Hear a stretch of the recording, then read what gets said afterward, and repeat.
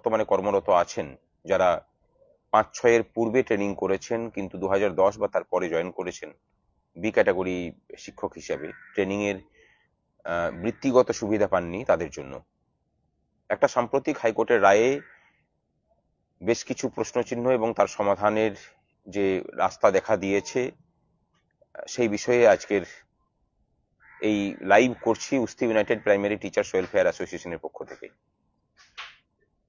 সম্প্রতি হাইকোর্ট যে রায় দান করেছেন তাতে 2005 এবং 6 ব্যাচের ট্রেনিং, যারা চাকরিরত অবস্থায় ট্রেনিং করেছিলেন তাদেরকে এই ক্যাটাগরির বেনিফিট দেওয়ার কথা বলা হয়েছে যখন থেকে ট্রেনিং তাদের সমাপ্ত হয়েছে সেদিন থেকে।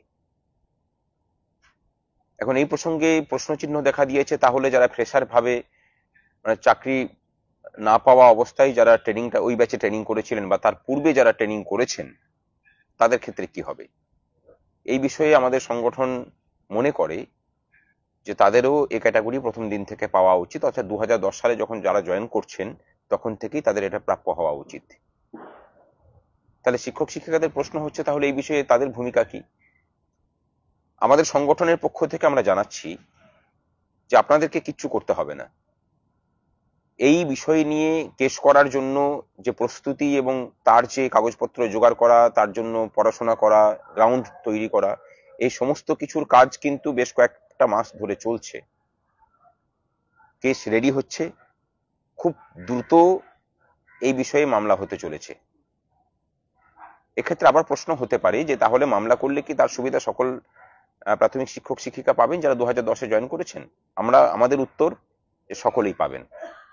সুতরাং আপনারা নিশ্চিন্ত হয়ে থাকুন, ব্যক্তিগতভাবে কোথাও মামলা করতে হবে না, ফালতু পয়সাগুলোকে বিভিন্ন জনের চক্রান্তে পড়ে নষ্ট করবেন না।